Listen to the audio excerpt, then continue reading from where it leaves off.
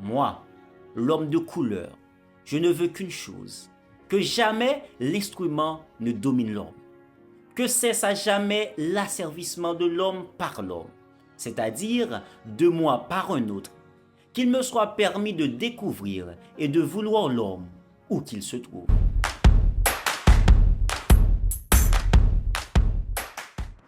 Peau noire, masque blanc est cette œuvre publiée en 1952 par Frantz Fanon, psychiatre, intellectuel antillais et militant de l'indépendance algérienne dans le Front de libération nationale.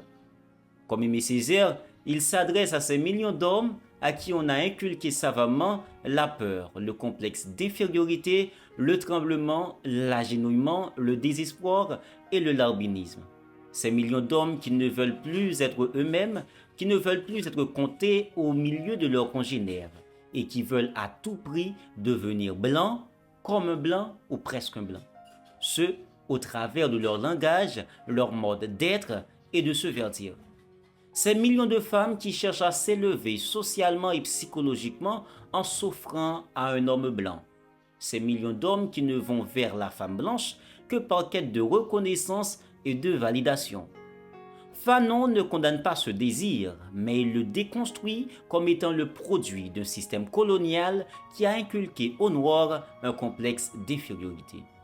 Il a dit, en faisant appel à l'humanité, au sentiment de la dignité, à l'amour et à la charité, il nous serait facile de prouver ou de faire admettre que le noir est l'égal du blanc. Mais notre but est tout autre.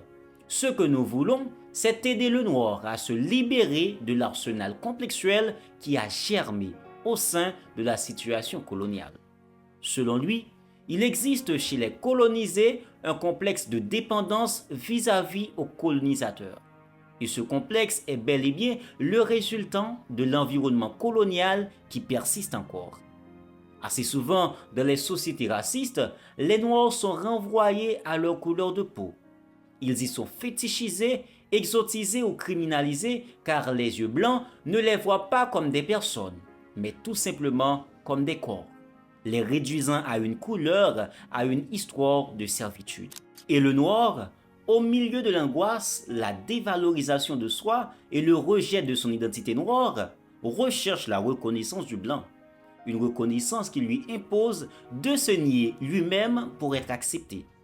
À cela, Fanon lance un appel à dépasser les identités figées par le colonialisme et le racisme.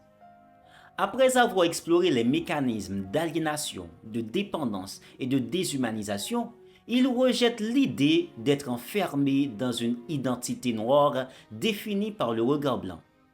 Il refuse d'être un objet de l'histoire coloniale. Il affirme son droit à exister en tant qu'homme, sans masque, sans rôle imposé, sans devoir répondre aux fantasmes ou aux peurs de l'autre, sans pour autant chercher à inverser les rôles, mais à abolir les rapports de domination.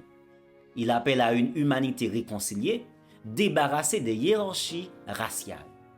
Il écrira « Moi, l'homme de couleur, je ne veux qu'une chose, que jamais l'instrument ne domine l'homme, que cesse à jamais l'asservissement de l'homme par l'homme, c'est-à-dire de moi par un autre, qu'il me soit permis de découvrir et de vouloir l'homme où qu'il se trouve, car pour lui, le nègre n'est pas plus que le blanc. » Alors, en quoi Peau noire masque blanc peut-elle aider les noirs d'aujourd'hui à se défaire du complexe d'infériorité? Pensez-vous qu'il y a suffisamment de provisions dans cette œuvre qui pourrait aider à l'éradication du racisme dans le monde? Dites-nous ce que vous en pensez dans les commentaires.